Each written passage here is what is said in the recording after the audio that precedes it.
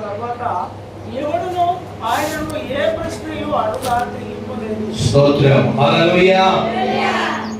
అతడు ఒక శాస్త్రి అంటే చాలా జ్ఞానం కలిగిన వాడు. యేసు ప్రభువు చెప్తున్న మాటలు విని యేసు ప్రభువు గురించి చక్కగా ఆయన చెప్తూ ఉన్నాడు. యేసయ్య, నీవు అద్వితీయ సత్యదేవుడు అని నేను నమ్ముచున్నానని అవన్నీ చెప్పినప్పుడు యేసయ్య అతని గురించి ఎంత మంచిగా మాట చెప్పినాడో చూద్దాం మరొకసారి. 34 వచనం. అతడు వివేకముగా ఉత్తరమిచ్చదని యేసు గ్రహించి నీవు దేవుని రాజ్యమునకు దూరముగా లేవని అతనితో స్తోత్రం, హల్లెలూయా. యేసయ్య ఒక వ్యక్తితో ఏమంటున్నాడంటే, నీవు దేవుని రాజ్యమునకు దూరముగా లేవు అన్నాడంటే ఏంటిది? దేవుని రాజ్యముకు సమీపముగా ఉన్నావు, దేవుని రాజ్యంలో చేరుతావు, దేవుని రాజ్యంలో నీవు ఆనందిస్తావు, దేవుని రాజ్యమును నీవు సొంతం చేసుకుంటావు అన్నట్టుగా ఏం చేసినాడంటే యేసయ్య ఈ శాస్త్రికి చక్కని మాట చెప్పి ధైర్యపరిచినాడు. మరి ప్రియులారా, ఆయన గురించి అలా ఎందుకు చెప్పాడు? ఆయన చెప్పిన మాట ఏదో మనం చూస్తున్నాం. 28వ వచనం చదువుతాం. అదే మార్క్స్ వార్త 28వ వచనం. ఒకసారి ఏమన్నాడు యేసయ్య శాస్త్రితో?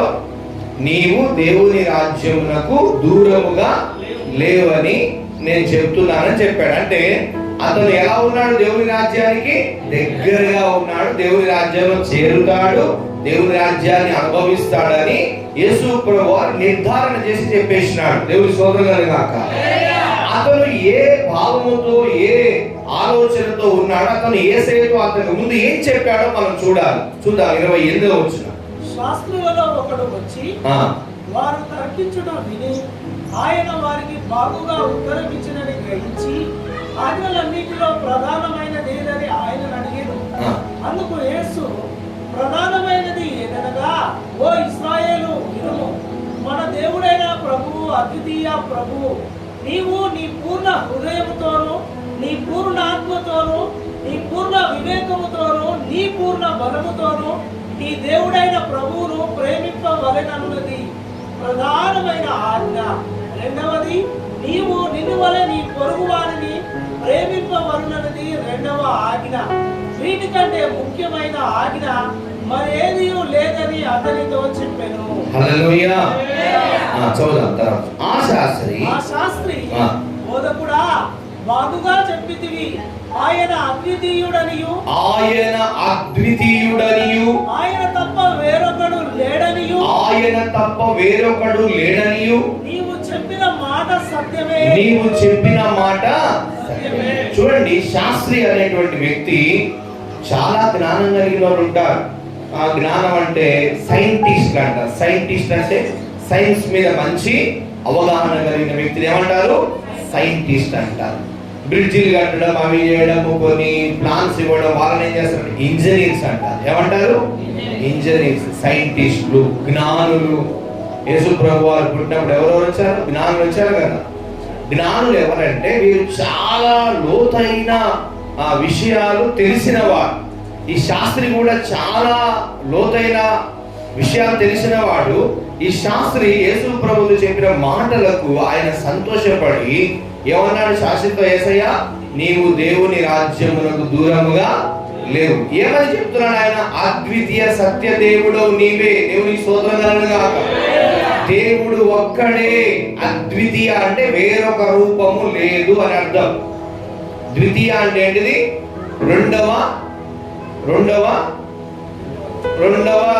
రెండవ పద్ధతి అనేది ఉంటది. ద్వితీయోపదేశ కాండం అని ఎందుకు రాసినారంటే, నిర్గమకాండము దేవుడు ఇజ్రాయేలు ప్రజలకు ఇచ్చిన ఆజ్ఞలని నిర్గమకాండంలో ఉన్నాయి.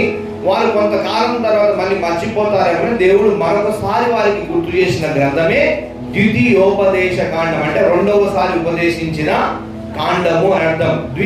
అద్వితీయ అంటే ఇక వేరొక రూపము లేదు, దేవుడు ఒక్కడే. ఆ దేవుడి, ఆ సత్యవంతుడైన దేవుడు ఏమంటున్నాడంటే, పూర్ణ హృదయంతో, పూర్ణాత్మతో, పూర్ణ బలముతో ఆ దేవుడిని ఏం చేయాలి? సేవించాలి. అలాగే నిన్ను వల్ల నీ పొరుగువాని ప్రేమించాలని చెప్తున్నాడు. నిజంగా నువ్వు మంచిగా చెప్పావయ్యా, నిజంగా దేవుడు అద్వితీయుడే అని చెప్పి. చూడండి ఒకసారి 28వ వచనంలో ఏమంటున్నాడు, 32వ వచనంలో ఏమంటున్నాడు, ఆ శాస్త్రి బోధకుడా నువ్వు బాగుగా చెప్పావు, ఆయన అద్వితీయుడు. అంటే దేవుడు ఎవరండి? ఒకే ఒక రూపం, ఒకే ఒక నామం ఉంటది దేవునికి, ఇంకా నానా రకాల నామాలు ఉండవు. అందుకే శాస్త్రం ఏమంటున్నాడు యేసయ్యతో, ఆయన అద్వితీయుడనియు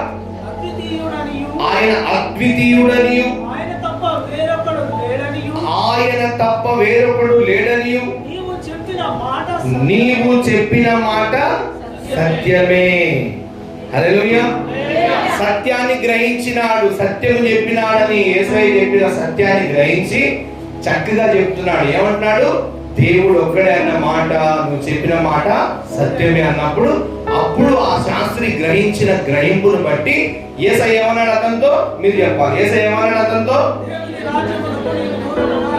దేవుని రాజ్యానికి నీవు దూరముగా, నీవు దేవుని రాజ్యానికి దగ్గర కావాలంటే దేవుని జ్ఞానం పొందుకోవాలి. హల్లెలూయా. దేవుని జ్ఞానము, దేవుని యొక్క ఉన్నతత్వము, దేవుని యొక్క శక్తి ప్రభావము, ఆయన యొక్క మహిమ, ఆయన యొక్క పరాక్రమము, ఆయన ఆ నామములో ఉన్న శక్తి అంతను గ్రహించినప్పుడు నీవు దేవునికి ఏమైతుంటావు? సమీపముగా అవుతుంటావు. హల్లెలూయా. శాస్త్రి కూడా అన్ని గ్రహించి ఏమంటున్నాడు?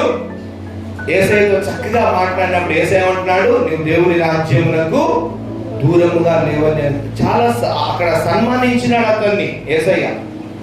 నిన్ను కూడా యేసయ్య సన్మానించాలంటే టైం పాస్ మాటలు, పనికిమాలిన మొబైల్లో చూసే విషయాలన్నీ పక్కకు పెట్టి రాత్రి మొబైల్ కళ్ళు మూసుకొని ప్రార్థనలో ప్రభు పాదాల దగ్గర, అయ్యా నీ శక్తి చూపించు, నీ ప్రభావం చూపించు, నాతో మాట్లాడయ్యా అని ఆయనతో నువ్వు ముచ్చటిస్తూ గడుపుతున్నప్పుడు ఆయన తన శక్తిని నీకు చూపుతాడు. దేవుని స్తోత్రం కనుక తన మహిమను చూపుతాడు, తన గురించి వివరంగా నీకు చెప్పుకుంటాడు. కానీ మనము ఎక్కువగా ఈ లోకములో, లోక అలవాట్లలో పడిపోయి 24 గంటలు పనికిమాలిన మాటలు, వ్యర్థమైన ఆలోచనలు, వ్యర్థమైన అవి చేస్తున్నాడు. ఇప్పుడు ఈ శాస్త్రి అనే వ్యక్తి చాలా జ్ఞానం కలిగిన వ్యక్తి. అది ఈ శాస్త్రి వ్యర్థమైన ఆలోచనతో ఉన్నాడా, సత్యమైన ఆలోచనతో ఉన్నాడా? చాలా చక్కగా యేసయ్య చెప్పిన మాటలు విన్నాడు, యేసయ్య చెప్పింది గ్రహించాడు, యేసయ్యతో ఎదురు మాట్లాడాడు. యేసయ్య చెప్పినాడు, నీ సత్యమే దేవా నువ్వు చెప్పింది, ఎందుకంటే ఆయన అద్వితీయుడని నువ్వు చెప్పిన మాట సత్యం. అద్వితీయ అంటే ఇంకొక రూపం లేదు. చూద్దాం మనం ఆయన ఏమేమి అంటున్నాడు చూద్దాం. మనము 12వ అధ్యాయము 18వ వచనం చదవండి. అందుకంటే ముందు కూడా చాలా మంది ఇబ్బంది పెట్టేవారు ఉంటారు అక్కడ. యేసయ్యని విచిత్రమైన ప్రశ్నలు అడిగే వాళ్ళు ఉంటారు. ఈ రోజుల్లో కొంతమంది ఆత్మీయులను విచిత్రంగా శోధించే వాళ్ళు కూడా ఉంటారు. కొంతమంది సేవకులను, విశ్వాసులు కూడా సేవకులు విశ్వాసులు శోధిస్తారు, విశ్వాసులు సేవకులను శోధిస్తారు. ఈ తర్కించేటువంటి ఇప్పటి కాదు, ఎప్పటి నుంచో ఉంది. చూడండి, నేను 18వ వచనంలో ఒకసారి లేదని చెప్పేది సదుకాయులు ఆయన యొద్దకు వచ్చి, బోధకుడా తన భార్య బ్రతికి ఉండగా ఒకడు పిల్లలు లేక చనిపోయిన ఎడల వారి సహోదరుడు వారి భార్యను పెళ్లి చేసుకొని. ఆ కాలంలో ప్రియులారా ఈ చాలా సబ్జెక్ట్ పునరుత్థానం లేదు అని అంటే గమనించాలి మాట. మనిషి పుడతాడు, జంతువులాగా చనిపోతాడు, కానీ మరలా మనిషి ఆత్మ మరలా జీవం అనేది లేదు, మరలా ఇంకొక ధన్యత లేదు అని ఎవరు? సద్దుకైలు వాదిస్తూ ఉండేవారంట. యేసు ప్రభువు ఏం చెప్తున్నారు? పునరుత్థానమును జీవమును నేనే. నేను పునరుత్థానము, నేను జీవం ఇచ్చిన నేను మీకు పునరుత్థాన శక్తిని కూడా ఇస్తానన్నాడు. హల్లెలూయా. మనం ఎప్పుడైతే యేసయ్యని బాప్తిసం పొందుతున్నామో, యేసయ్య నామములో బాప్తిసం పొందుతున్నామో, అప్పుడు మనకి ఏ శక్తి వస్తుంది తెలుసా? పునరుత్థాన శక్తి వచ్చేస్తుంది. హల్లెలూయా. ఈ మాటలు మనం ఒకసారి మనం ప్రశ్న చేసుకుందాం. ఒకప్పుడు చనిపోతే ఏం జరుగుతుందో మనకి తెలియదు తెలుసా? ఏ అర్థం పడతాం నేను అందరు ఇప్పుడు లోకులు అన్నట్టుగా మనం ఏం చేస్తుంటాం? ఏ చచ్చిపోయిన ఎవడు ఎక్కడో అన్నట్టు ఉంటాం. అంటే అక్కడ ఏది పునరుత్థానం గురించి తెలియని, మనకు తెలియదు కాబట్టి తెలియనట్టుగా బ్రతికాం. ఇప్పుడు యేసయ్యని నమ్ముకున్న తర్వాత మనకి ఏ ఆలోచన వస్తుంది? నేను చనిపోయిన తర్వాత నా యేసయ్య నన్ను ఈ సమాధిలోంచి పరలోకం తీసుకుని వెళ్తాడు అనేది పునరుత్థాన శక్తి. దేవుని సోదరులుగా అయితే యేసు ప్రభు చెప్తున్న మాట, ఆయన వచ్చిందే లోకంలోకి ఎందుకంటే పునరుత్థాన శక్తిని ఇవ్వడానికి. గట్టి చెప్పలోని ప్రభు ఇలా అంతరించిపోకూడదని. ఒకసారి నోవా కాలంలో కూడా దేవుడు ఏమంటాడంటే, నోవా, నేను ఇచ్చిన జీవాత్మ నశించిపోయేటట్టు నీకెప్పుడు కూడా జల ప్రళయాన్ని నేను పంపించి ఈ ప్రజలను చంపివేయనని చెప్పి మాటిస్తాడు. ఎప్పుడు కూడా జల ప్రళయాన్ని నేను కలిగించి, అలా కలిగిస్తే నేను ఇచ్చిన జీవము నశించిపోయే ప్రమాదం ఉందని చెప్పేసి అంటాడు. ఆ తర్వాత పిల్లగా దేవుడు ఈ పునరుత్థానం గురించి యేసు ప్రభువు చెప్పడానికి వచ్చాడు. పునరుత్థానం గురించి మనం ఇంకోటి చూస్తాము. యెహెజ్కేలు ఏం చేస్తాడంటే, ఎండిన ఈ లోయలోనికి యెహెజ్కేలుని దేవుడు తీసుకొని వెళ్ళి, యెహెజ్కేలు ఆ ఎండిన ఎముకలు జీవం పొందుకున్నట్టు నువ్వు చేయగలవా అంటే, అయ్యా నీకే తెలుసు అంటే, లేదు నువ్వు ప్రవచించు అవి జీవం పొందుకుంటాయన్నాడు. అది కూడా పునరుత్థాన శక్తిని దేవుడు చూపిస్తున్నాడు అక్కడ. హల్లెలూయా. మనిషి చనిపోయిన తర్వాత భూమిలో పాతి పెట్టబడిన తర్వాత ఏముంటాయి? శరీరం ఉంటుందా? ఏముంటది? ఎముకలు ఉంటాయి. ఏముంటాయి? ఈ బుర్రె ఉంటది, ఈ సర్వ శరీరం ఎముకలు, కీళ్ళు అట్లే ఉంటాయి. అయితే ఆ ఎండిన ఎముకలకు జీవం ఇచ్చి పునరుత్థాన శక్తినిచ్చే దేవుడు నేనని యెహెజ్కేలు ప్రవక్తకు బయలుపరిచి ఆయన నిరూపించుకున్నాడు. అయితే చాలా మంది ఇప్పుడు చాలా మంది లోపల అంటుంటారు, ఏం యేసు ప్రభు, ఏం దేవుడు మీరు, ఏం ప్రార్థన, ఏం భక్తి, సచ్చినాక ఎవడెక్కడో ఎవరికి తెలుసు, నువ్వు చూడడానికి వెళ్ళినవా, ఏంది అంత ఈ పిచ్చి భక్తి అని చెప్పి ఏదో ఉన్నట్టు తినాలి, తాగాలి, తానాలు చేయాలన్నట్టుగా మాట్లాడుతుంటారు. వీళ్ళెవరంటే పునరుత్థానం అంటే మనిషి. ఒకసారి గమనిస్తే తల్లి గర్భంలో 9 నెలలు మనం రూపించి తల్లి గర్భంలోంచి మనం బయటపడిన తర్వాత ఇది ఇప్పటి వరకు, అందరూ చెప్పండి, ఇప్పటి వరకు ఇప్పటి వరకా కాదా? మరి మన ప్రాణాత్మ శరీరమును పోషిస్తున్న జీవము గల దేవుడు మన జీవితాన్ని అంత అర్థం లేకుండా చేస్తాడా? చేయడు. మన మరణం తర్వాత మనకి ఏమి ఇవ్వడానికి ఆయన వచ్చినాడు యేసయ్య? పునరుత్థానం అంటే ఇప్పుడు ఇది ఒక జీవి అనుకుందాం. ఈ జీవి లోకంలో జన్మించి, జీవించి, చనిపోయిన తర్వాత, మరణించిన తర్వాత ఇదే జీవికి దేవుడు మరలా జీవం ఇచ్చి లేపడాన్ని పునరుత్థానం అంటారు. హల్లెలూయా. ఈ పునరుత్థానం మళ్ళీ ఇంకొక జన్మ కాదు. చాలా మంది అంటుంటారు, కొంతమంది స్వామీజీ చచ్చిపోయిన తర్వాత ఆయన ఇంకొక జన్మ ఎత్తాడు, ఈ ఆకారంలో వచ్చాడు, ఆ ఆకారం వచ్చాడు. లేదు. పునరుత్థానం యొక్క శక్తి ఏంటంటే, నీ శరీరము ఏదైతే ఈ లోకంలో జీవించి, మరణించి, నశించి క్షీణదశకి వెళ్ళిపోయిందో అక్కడే సమాధులను తెరవబడి అక్కడి నుంచి మరలా జీవం పొందుకొని నువ్వు మహిమ శరీరంతో ఎత్తబడతావు. దాన్ని పునరుత్థాన శక్తి అంటాడు దేవుడు. దేవుని స్తోత్రం. ఈ పునరుత్థానం మీద ఏమి లేదని చెప్పి సద్దుకయ్యులు ఏం చేస్తున్నారు? వాదిస్తూ ఉన్నారు. ఆ కాలంలో ఈ శాస్త్రి దేవుని గురించి చాలా జాగ్రత్తగా గ్రహిస్తూ ఉన్నాడు. హల్లెలూయా. ఈ రోజు నీ చుట్టుపక్కల ఇష్టం వచ్చినట్టు మాట్లాడేవారు ఉంటారు, కానీ నీవు దేవుని గురించి గ్రహిస్తే యేసయ్య అంటాడు, నీవు దేవుని రాజ్యమునకు దూరంగా లేవు, సమీపముగా ఉన్నావని నిన్ను అభినందిస్తాడు. ఇంకా నీకు విషయాలు చెప్పుకుంటాడు. హల్లెలూయా. అదే 12వ అధ్యాయం 26వ వచనం చూద్దాం. 26, 27. ఇక్కడ అంశం ఏంటంటే, ఆ సద్దుకయ్యులు ఏమని వాదిస్తున్నారంటే, అయ్యా మోషే ధర్మశాస్త్ర ప్రకారము ఒక స్త్రీకి పిల్లలు కాకుండా ఆమె భర్త చనిపోతే తరువాత ఆ స్త్రీని అతని సహోదరుడు సమీప బంధువుకు ఇచ్చి పిల్లలు వాళ్ళు అయ్యేటట్టుగా అలాగిన పద్ధతి ఉంది. మరి పునరుత్థానం మంది ఏం జరుగుతుంది? ఒక భార్యాభర్తలు ఉండేవారు, ఆ పురుషుడు చనిపోయాడు, ఆ స్త్రీ తర్వాత ఒక సహోదరునికి ఇలాగిన 7గురితో వివాహం జరుగుతుంది. ఆ 7గురు చనిపోతారు, పిల్లలు గారు, చివరికి ఈమె చనిపోతుంది. పునరుత్థానం మంది ఈమె ఎవరికి భార్యగా ఉంటది అన్నప్పుడు యేసు ప్రభువు వారు ఇక్కడ జ్ఞాపకం చేస్తున్న మాట చూద్దాం మనం. 26వ వచనం.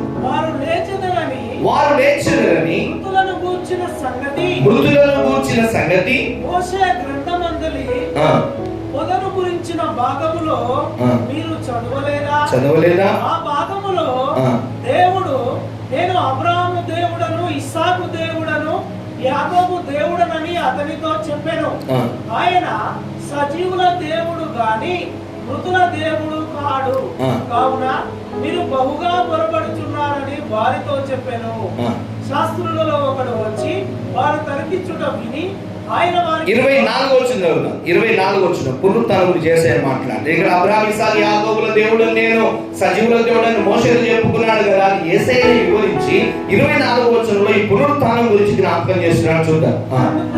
అందుకు యేసు, మీరు లేఖనములను గాని దేవుని శక్తిని గాని ఎరుగక పోవుట వలననే పొరబడుచున్నారు. ఆ. వారు మృతులలో నుండి లేచినప్పుడు, గమనించండి, మృతులలో నుండి లేచినప్పుడు అంటే చనిపోయి మళ్ళా తిరిగి లేచినప్పుడు ఇక పెళ్లిళ్ళు ఉండవు, ఇక భార్యాభర్తల బంధాలు ఉండవు. ఏముంటారు, ఎలా ఉంటారు? యేసు ప్రభు వారు మన గురించి చెప్తా ఉన్నారు. చక్కగా వినండి ఈ మాట. నీవు ఏ స్టేటస్ లో అంటే దూతల వలె ఉంటావు. చూద్దామా? వారు మృతులలో నుండి లేచినప్పుడు పెళ్లి చేసుకొనరు, పెళ్లికి ఇయ్యబడరు గాని పరలోకమందున్న దూతల వలె నుందురు. హల్లెలూయా.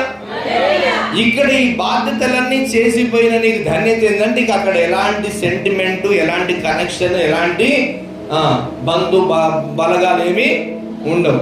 ఈ బలగం సినిమా భూమిని ఆడుతుంది, అక్కడ ఆడదు. దేవుని స్తోత్రం కనుక. హల్లెలూయా. ఒకటే మురుస్తా ఉంటారు, బలగము మా బలగం మా బలగం. ఇక్కడ ఏ బలగాలు ఇక్కడ పనిచేస్తాయని అక్కడ ఏ బలగాలు అక్కడ. నువ్వు దూతల వలె దేవుని సన్నిధిలో ఉండాలంటే ఈ లోకంలో ఉండగా దేవుని గురించి చాలా లోతైన విషయాలను తెలుసుకోవాలి. శాస్త్రి వలె. దేవుని స్తోత్రం కనుక. సమయం వెళ్ళిపోతా ఉంటది, పరిగెత్తుతా ఉంటది. ఈ రోజులో దేవుని జ్ఞానం ఎంత పొందుకున్నావు, దేవుని దగ్గర ఎంత నేర్చుకున్నావు, ఇవన్నీ నువ్వు ప్రశ్నించుకోవాలి. ఎవరు నేను ప్రశ్నించరు. నువ్వు రాత్రి నిద్రపోయే ముందు నిన్ను నువ్వు ప్రశ్నించుకోవాలి.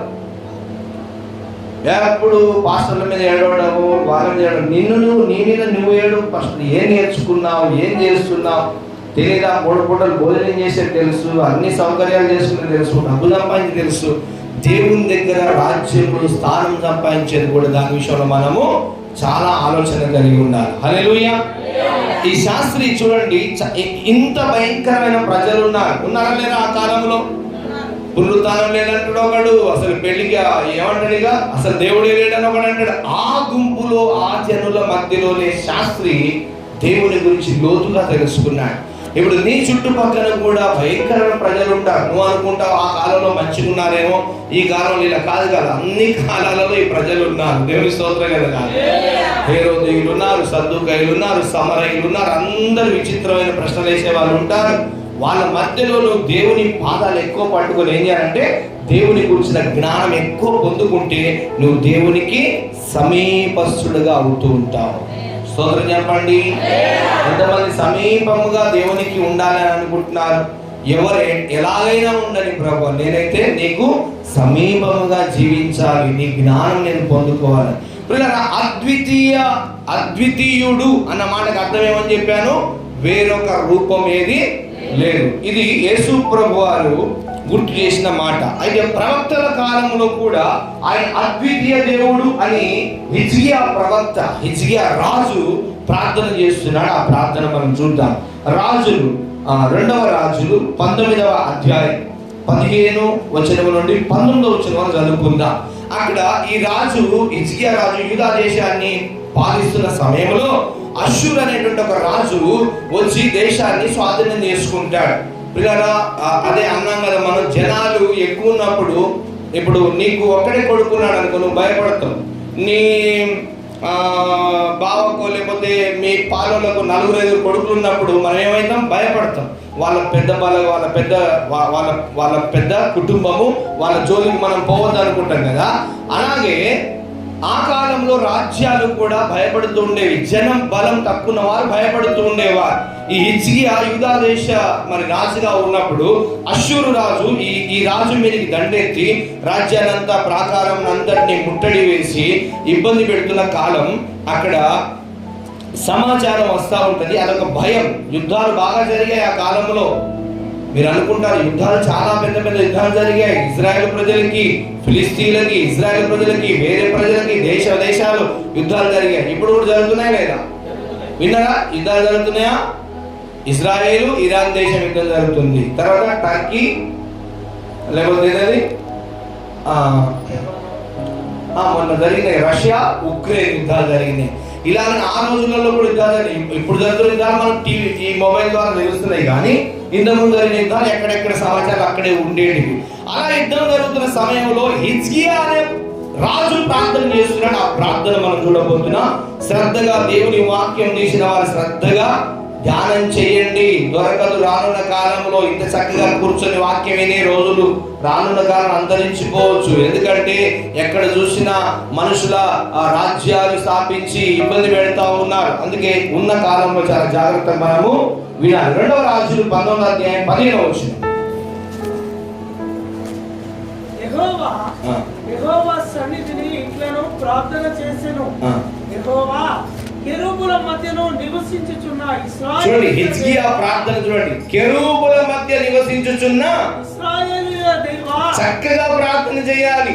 ఒట్టి మాటలతో కాదు. సర్వోన్నతుడా అనండి అందరూ.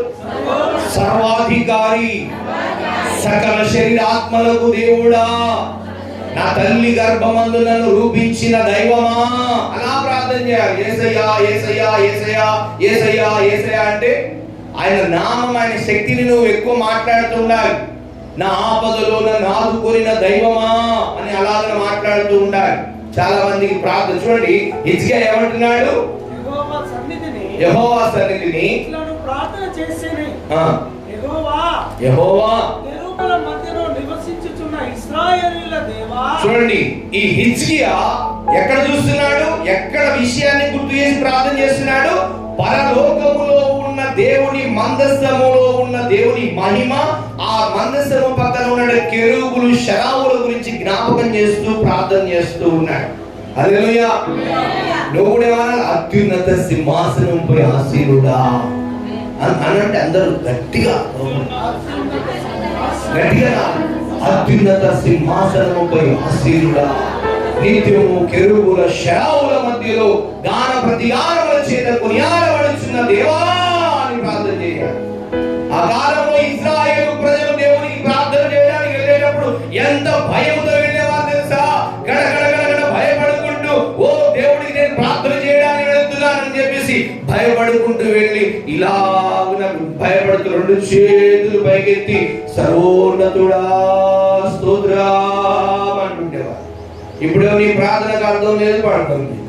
అన్ని ఇష్టం వచ్చిన బుర్ర వచ్చిన అన్ని ప్రార్థన చేస్తా ఉంటారు. మొత్తం అల్ప సంతోషంతో ప్రార్థన చేస్తారు, అహంకారంతో చేస్తారు, దురుసు స్వభావం కలిగిన వాళ్ళు చేస్తారు. దేవుని ప్రార్థన చేసేటప్పుడు గడగడ ఉరుకుంటూ వెళ్ళి ప్రార్థన చేయాలా. హల్లెలూయా. ఏమంటాడా? కెరూబుల మధ్యలో నివసించుచున్న ఇశ్రాయేలీయుల దేవా, ఇశ్రాయేలీయుల దేవా, చూడండి, పరలోకములో ఉన్న దేవుని మహిమను గుర్తు చేస్తున్నాడు హిజ్కియా.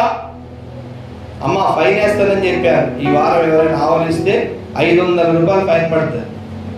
ఇప్పటి నుంచి ఎవరు ఆవలించిన ఇంటికాడ ఆవలించండి. నిద్రపోండి కావాలంటే చక్కగా. ఇక్కడ మందిరంలో ఎవరు ఆవలించకూడదు. దేవుని హల్లెలూయా హల్లెలూయా. ఇశ్రాయేలులో ఏమంటున్నాడు? భూమి ఆకాశములను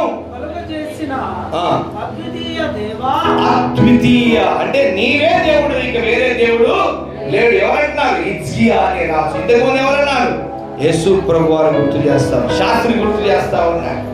శాస్త్రి గుర్తు చేస్తున్నాడు. యేసయ్య శాస్త్రికి చెప్తున్నాడు. శాస్త్రి యేసయ్య చెప్తున్నాడు. యేసయ్య శాస్త్రి చెప్తున్నాడు. ఇక్కడ ఒక రాజు 1000 సంవత్సరాల క్రితం ఈ భూమి మీద రాజ్యాలను పరిపాలించిన రాజు చేసిన ప్రార్థన. పరలోకములో ఏంటిది? కెరూబుల మధ్య నివసించువాడా, తర్వాత భూమి ఆకాశములను సృజించిన వాడా. భూమిని ఆకాశాన్ని వచ్చేవారు మీకు గుర్తు. భూమి ఆకాశం రెండే చెప్తుంది, కానీ సముద్రమును కూడా కలగలిసిన దేవాన్ని ప్రార్థన చేస్తారు ఇశ్రాయేలు ప్రజలు. భూమి ఆకాశమును సముద్రమును చక్కగా చూడండి. హిజ్కియా ఏం ప్రార్థన చేస్తున్నాడు చూద్దామా. నీవు ఈ లోకమందున్న సకల రాజ్యములకు దేవుడవై ఉన్నావు. యెహోవా చెవియొగ్గి ఆలకింపుము. యెహోవా కన్నులు తెరచి దృష్టించుము. జీవము గల దేవుడవైన నిన్ను దూషించుటకు, జీవము గల దేవుడవైన నిన్ను దూషించుటకు. అందరూ చెప్పండి, జీవము గల దేవా. గట్టిగా గట్టిగా గట్టిగా గట్టిగా. లోపల నాభి అంటే ఈ కడుపులోంచి రావాల శబ్దం ఏదైనా వస్తే. జీవము గల దేవా అని కాదు, జీవము గల దేవా. దేవుణ్ణి ఆరాధించేటప్పుడు నువ్వు స్వరమెత్తి ఆరాధించినప్పుడు ఏమో తెలుసా? నీ ప్రాణాత్మ శరీరం అవయవాలన్నీ దేవుని ఆరాధిస్తాయి. హల్లెలూయా. అవయవాలన్నీ ఆరాధించాలా, పెదాలే ఆరాధించాలా? యేసయ్య ఏమన్నాడు? పూర్ణ హృదయంతో అన్నాడా లేదా? పూర్ణ ఆత్మతో, పూర్ణ శరీర, పూర్ణ ఆత్మతో, పూర్ణ వివేకంతో, పూర్ణ మనస్సుతో, పూర్ణ బలంతో అన్నాడు. నువ్వే పెదాలతో ఆరాధించిన అలవాటు చేసుకున్నావు బాగా. ఇంట్లో మోకరించేటప్పుడు కూడా మీ భర్త ఉండని ఎవరైనా పక్కన ఉండని మోకరించి దెబ్బగా ఆయన మారు మనసు పొందుతుంది. దేవుని సోదరుడు కనుక నువ్వేదో అంతే ఏం చేస్తుందో ఏమో ఆయన అనుకుంటున్నాడు. మోకరిస్తే దేవుని ప్రార్థన చేస్తున్నా గంభీరంగా ప్రభువా సర్వశక్తి గల దేవుడవయ్యా స్తోత్రం. సొంత ఇల్లే కదా అన్ని మాగానే కిరాయింది. మీకేమైంది? సొంత ఇళ్ళలో అరవచ్చు కదా దేవుని స్తోత్రం కనుక. అరే అరవచ్చా అరవద్దా? ఒకటి నుంచి గొంతు పట్టేస్తున్నా. చేస్తారా ఈ ప్రార్థన ఇప్పటి నుంచి? మోకరిస్తే సర్వశక్తి గల దేవుడిని స్వరం వినాలి. హల్లెలూయా. చూద్దాం. జీవము గల దేవుడవైన నిన్ను దూషించుటకై సన్హెరీబు పంపిన వారి మాటలను చెవిని పెట్టుము.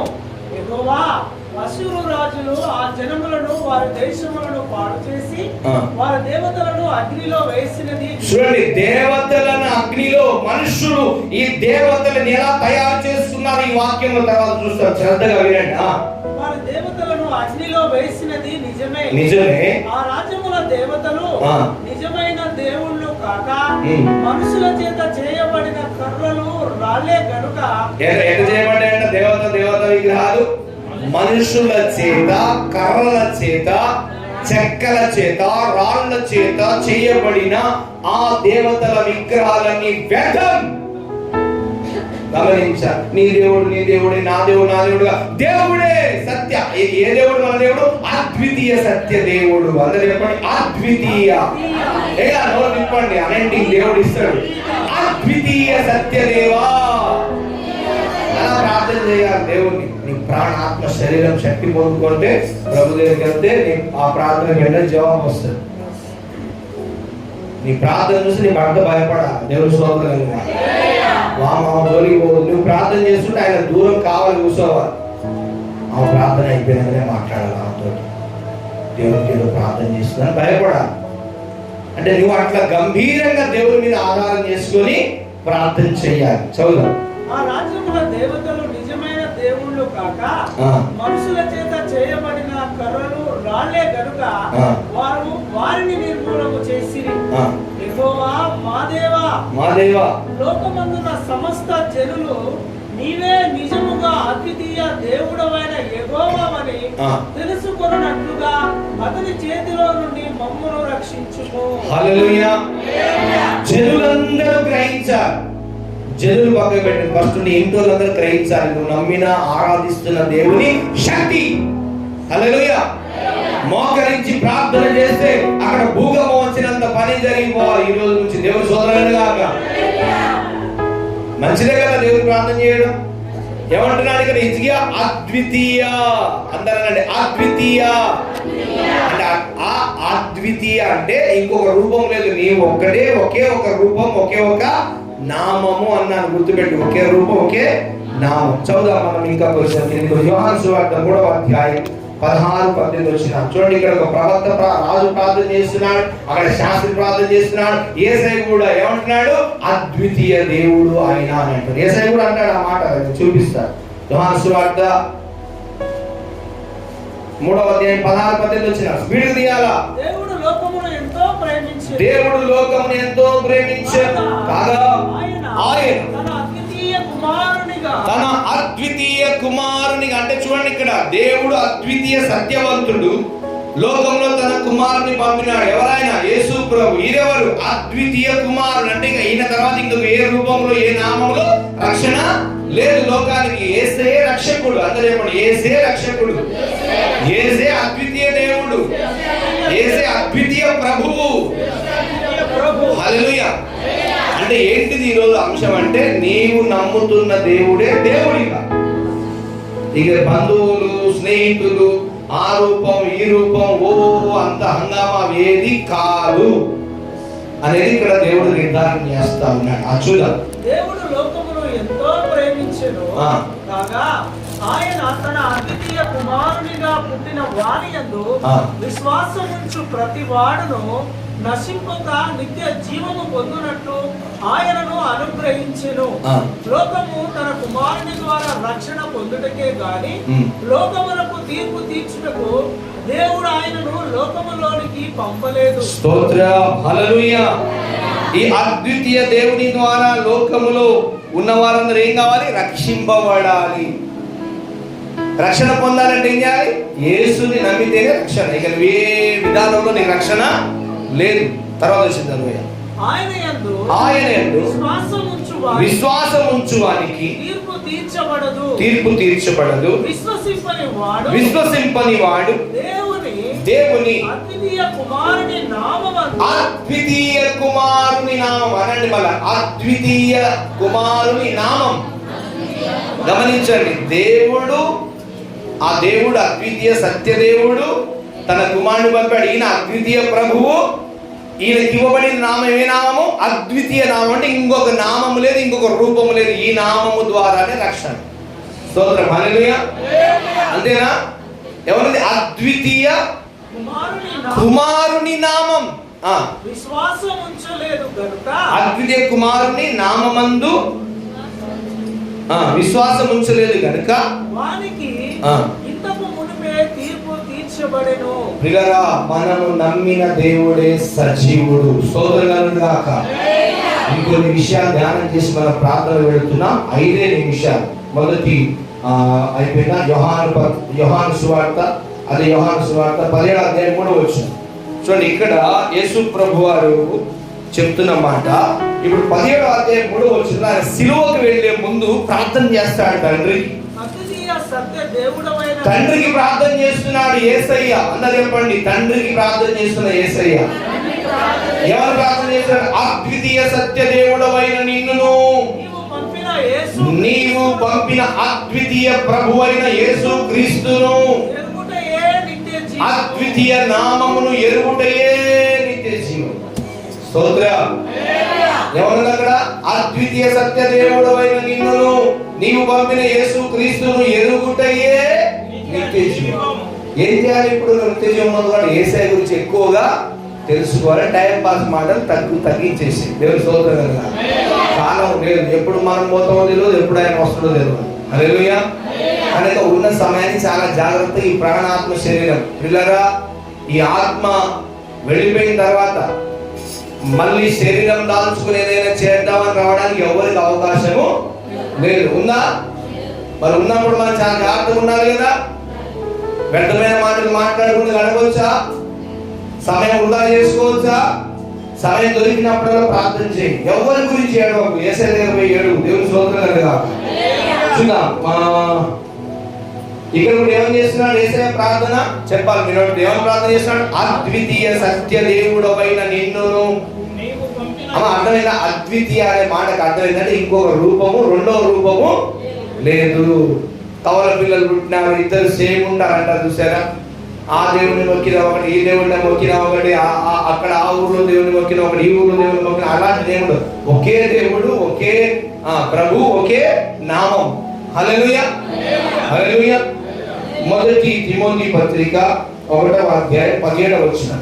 ఆయన గురించి, ఆయన శక్తి, ఆయన ప్రభావం మనం ఎక్కువ తెలుసుకుంటే ప్రార్థన భక్తి పెరుగుతుంది. పాపులను మొదటి తిమోతి పత్రిక 1వ అధ్యాయం 17వ వచనం. పేజ్ నెంబర్ చెప్పు. తీసిన వారు త్వరగా చదవాలా? పాపులను రక్షించుటకు క్రీస్తు యేసు లోకమునకు వచ్చినను వాక్యము. మొదటి తిమోతి 1:17.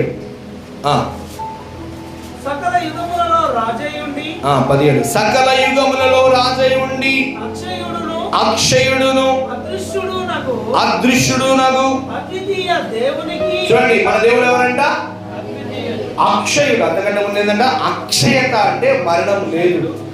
దేవునికి మరణం లేదు. క్షయత అంటే క్షీణించిపోయేది. అక్షయత అంటే క్షీణ దశ లేనిది అని అర్థం. హల్లెలూయా. మన దేవుడు ఎవరు? అక్షయుడు.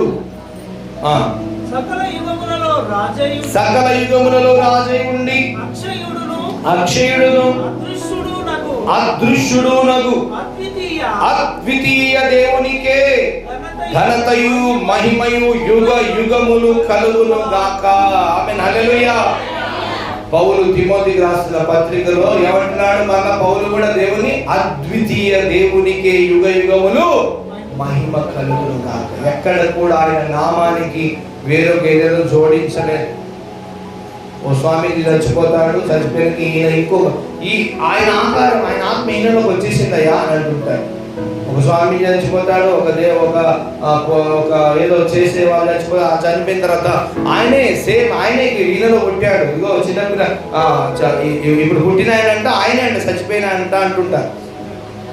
కాదు, అలాంటి రూపాలు నామాలు ఏం లేవు దేవునికి. ఒకే నామం, ఒకే ప్రభువు, ఆయన ఒకే అద్వితీయ సత్య దేవుడు అని రాయబడింది. హల్లెలూయా. అదే తిమోతి పత్రిక 6వ అధ్యాయం 15వ వచనం ప్రార్థన చేసుకుందాం. 6వ అధ్యాయం. శ్రీమంతుడు, అందరూ చెప్పండి శ్రీమంతుడు. శ్రీమంతుడు అంటే అన్ని కలిగిన వాడు మన దేవుడు. ఎవరు? శ్రీమంతుడు. ఆయనకి ఏందయ్యా శ్రీమంతుడు అంటుంటారు. 1,00,000 రూపాయలు, 10 లక్షలు, 1 కోటి రూపాయలు ఉన్నవాళ్ళని ఏమంటారు? నీకేందయ్యా నీవు శ్రీమంతుడు అంట. సిరి అంట. సిరి అంటే డబ్బున్నవాడు అంట. శ్రీమంతుడు అంటే అన్ని కలిగిన వాడు, అన్ని ఇవ్వగలిగిన వాడు దేవుడు. మన దేవుడి పేరు ఏం పేరు? శ్రీమంతుడు. హల్లెలూయా. శ్రీమంతుడు, శ్రీమంతుడును అద్వితీయుడునగు సర్వాధిపతి. అద్వితీయుడు మళ్ళా ఏమనుంది దేవుడి నామం చెప్పండి మీరు. అంటే ఒకే ఒక దేవుడు, మనం ఆరాధిస్తున్న దేవుడు ఆయన. ఆ ఒకే ఒక నామం, ఒకే ఒక శక్తి కలిగిన ఆ దేవుని పేరు ఏం పేరు? భూమి ఆకాశాన్ని సముద్రాన్ని పరలోకంలో ఉన్న దేవుడు, భూలోకంలో తీర్పు తీర్చువాడు, పునరుత్థానం ఇచ్చువాడు. ఆయన ఎవరు? అద్వితీయ దేవుడు. హల్లెలూయా. శ్రీమంతుడు అద్వితీయుడు సర్వాధిపతి. హల్లెలూయా. ఆ సర్వాధిపతి ఎవరండి? దేవుడు సర్వమునకు అధిపతి దేవుడు. నువ్వు ఆరాధిస్తున్న దేవుడు ఎవరు? సర్వాధిపతి. సకల యుగములను ఏలుచున్నవాడు, ఏలువాడు. అన్ని యుగములలో సజీవుడు. ఆ దేవుడిని మనం ఆరాధిస్తున్నాం. చెప్పేది నేను చెప్పాను, మీరు విని గ్రహిస్తే శక్తి పొందుకుంటారు. నేను వచ్చి మీ బుర్రలో మీద చేయబెట్టి ఐస్ క్రీమ్ లాంటివి పెట్టి పెడితే శక్తి రాదు. మీరు గ్రహించాలి లోపల. హల్లెలూయా. మీరేం చేయాలి? లోపల మెదడుకు పని పెట్టాలి. ఓ సర్వశక్తి గల దేవా అని నువ్వేం చేయాలి? హృదయపూర్వకంగా దేవుని ఆరాధించాలి. అప్పుడు ఆ శక్తి నీకు వస్తుంది. హల్లెలూయా. చాలా మంది చెప్పండి. ఇప్పుడు ఒక ఉదాహరణ, ఇంత వివరించి చెప్పడం అంటే దేవుని ఆధీనంలో నువ్వు చెప్పగలుగుతావా, ఏదో లోక జ్ఞానంతో చెప్పగలుగుతావా? మీరు చెప్పండి బ్రదర్, మీరు చెప్పండి. దేవుని ఆధీనంలో ఉండి ఆలోచన చెప్పగలుగుతావా? లోకం మీద తిరిగే ప్రతి చిల్లర, ప్రతి జులై గారు చెప్పగలుగుతాడా? చెప్పాలి. మీరు చెప్పండి. దేవుడు ఇచ్చిన జ్ఞానాన్ని బట్టి, ఆయన ఇచ్చిన ఈ దినం దేవుడు మీకు బోధించిన మాటలను బట్టి మేము సిద్ధపడి కంప్లీట్ చేసేసాం. దేవుడు స్తోత్రం. ఎవరు మన దేవుడు? అద్వితీయ సత్య దేవుడు. చదువు. ఆ సర్వాధిపతి రాజులకు రాజును ప్రభువులకు ప్రభువునై. హల్లెలూయా. ఎక్కువగా గ్రహించాలి. బాగా దేవుని వాక్యాన్ని శాస్త్రం వల్ల ఏం చేయాలి? మనము గ్రహించితే దేవుని రాజ్యాన్ని దగ్గర వెళ్ళిపోతుంది. హ్యాపీ బర్త్డే అని చేసుకుంటా ఉంటారంట. ఒక సేవకుడు అన్నాడంట, హ్యాపీ బర్త్డే ఎందుకు చేసుకుంటున్నాం? సంవత్సరం అయిపోయింది, దేవుని దగ్గర పోవడానికి ఒక సంవత్సరం కాలం అయిపోయి ముందుకు వెళ్ళిపోతున్నాం. దీనికి ఎంజాయ్ చేయాల్సిన సంవత్సరం 7 అన్నాడంట. దేవుని స్తోత్రం. ఏం బర్త్డే అంటే డెత్ డే ఏమైతుందంటే దగ్గర అవుతుందా లేదా? బర్త్డే చేసినప్పుడు డెత్ డే ఏమైతుంది? ఒక సంవత్సరం అయిపోయిందంటే ఈ సంవత్సరంలో ఏం నేర్చుకున్నావు? భయం ఉండాలి కదా లోపల. ఏం ఉండదు, ప్రార్థన ఉండదు, విశ్వాసం ఉండదు, అది ఉండదు. అయ్యా మేము బర్త్డే చేస్తున్నాం, రావాలా, కేక్ పోయాలా, ఆటలు, చికెన్ అన్నీ అవి ఏందో. దేవుని జ్ఞానం పొందుకోవాలా? దేవుని జ్ఞానం పొందుకుని చేయండి బర్త్డే. దేవుని స్తోత్రం గాక. దేవుని కొద్ది మాటలు దీవించును గాక. ఆమేన్.